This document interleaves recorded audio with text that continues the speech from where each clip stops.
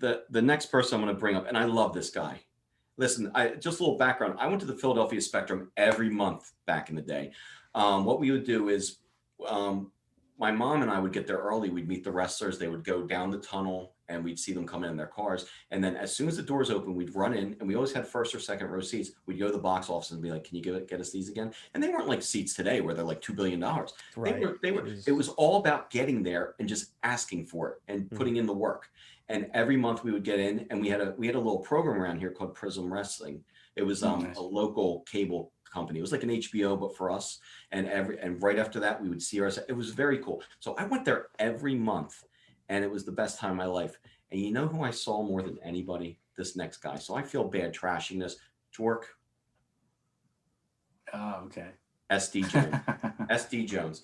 Special delivery. Special delivery. Now, did he deliver a lot of wins? No, he didn't. Sean, back in the day, he was a jobber. Now he was a jobber to the stars, a glorified jobber. So meaning he would lose to the bigger mid-card, upper-card guys. Right. But they let him beat like the other jobbers. So he was like king of the jobbers. Like he would beat an Iron Mike Sharp. He would beat a Rene Goulet.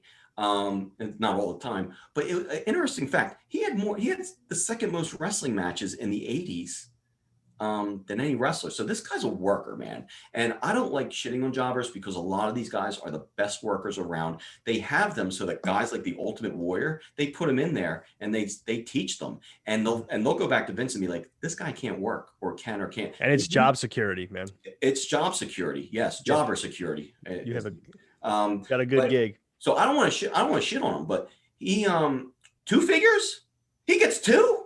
He's got a variant. he gets one with a yellow shirt and one with a red shirt. Meanwhile, I'm over here with one Macho Man, one Slugger. That bothered me a little bit. I'm not gonna lie. You got to admit that Hawaiian shirt was sharp as hell, though, man. It's not a bad shirt. What a look. It's a nice shirt. So I listen, I love, he was, and they even built him from Philadelphia for a little while, which he was like almost a hometown favorite that lost every month. But his biggest claim to fame was WrestleMania 1. You know, Bundy splashed him the 9-second fastest WrestleMania in history until, you know, later when The Rock beat Rowan quicker. Now, these times are all not legitimate. 9 seconds.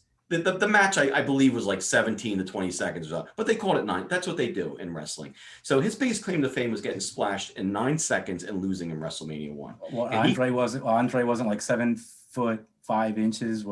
He wasn't 7'5". Oh my God! And wait, in WrestleMania 3 wasn't the first time him and Hogan wrestled? You gotta be kidding me! You mean to tell me they've been embellishing this shit for years? I can't believe it. Yeah, isn't wrestling fake? Oh. Hey, Jack, get this guy replaced with the Haiti Kid or something, because I don't want to hear that again. The Haiti Kid is a great idea, George. He's still around too, so that might be a good idea. So we found your replacement. We found the replacement. Jackass. This all sounds far-fetched. Okay. Something else. He's got a mouth on him. He's got a mouth on him, this Boglin. You got to be. He used the F word. We don't. You promised me I wasn't going to have to deal with this stuff, but you we're sorry, Javier. I got stuff to do. I don't really have stuff to do, but you promised, man. I promised Javier when he came on here that he wouldn't have to deal with work. My buddy was busy tonight. Who's his buddy? Who's your buddy? My buddy. Oh, my buddy. Okay. Oh, my buddy. Your buddy. Well, you know what? My buddy might not be busy next week, so Jork, pay close attention. You might not be sitting there. We might have a new buddy, my buddy, next week. So, all right. Well, I'm sorry, Javier, about that. It's all right. It's all right. This is very. I can't promise I'm gonna hang out with the Remco stuff next time if you invite me. I can't promise that. No, we'll take care of this. We'll take it. Hey, Janet, get the Haiti Kid on the phone. We're gonna get.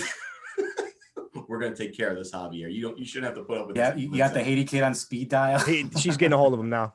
I'm on the phone with Ted Arcidi. Hold on. Oh, Jesus. All right, now we're in trouble. It's possible because he's alive. Just don't call out Bad Jack. I think it's like that's 3 in the morning. It's like 3 in the morning over there right now. That's a long distance call. but yeah. So where the hell? Oh, we're at Special Delivery Jones. So his claim to fame was King Kong Bunny and this and that. And so I have no problem. I like the guy. Think he's a great guy. Two figures, not sure. Because you know what else he's responsible for? Maybe even bigger than the Bundy splash. Dwork, could you hit the next slide, please? Look at that. Okay. What's going on there, Sean? What's your impression of this? Somebody got a haircut. Somebody got a haircut. You're absolutely right. Now, Big John Studd and Ken Patera, it was horrifying to me when I was younger. They had Andre in the ring and they cut his hair on live television. Well, live for me. I was watching it live. And I couldn't believe it. I'm like, you can't cut the Giant's hair without him giving you, unless you're a barber, unless you're in a chair, unless he pays you, but they were cutting him. And I'm thinking, how did he get himself in this position? You know, he got himself in this position. You know who his tag team partner was? Special Delivery Jones. Andre, you got to use your big noggin that you have, man. What do you don't pick a jobber to go against Big John Studd and Ken Patera. He almost asked for a haircut that day. He almost asked for it. Yeah, Andre was like crying when they were shaving his hair. Oh man, like it was crying. It was hard for me to watch as a kid. It was. The only thing that compared to that was Snooker getting the coconuts over his head. The whole thing was. It was. Oh, that was brutal. That was brutal. That was brutal. That was hard to watch. I met Snooker later on in life too, and yeah. Let me guess, he doesn't remember the coconut. That's how bad it was. He doesn't remember. He didn't remember my name for the autograph 10 seconds after I gave it to him. To be fair, he didn't remember a lot of important shit. Yeah. He forgot a lot of important things he left out of his autobiography. That just got okay. Man, we'll leave it at that. This is a morbid episode, isn't it? What are we doing? This is gold. Oh my God. We talked about death. We talked about murder. Yeah.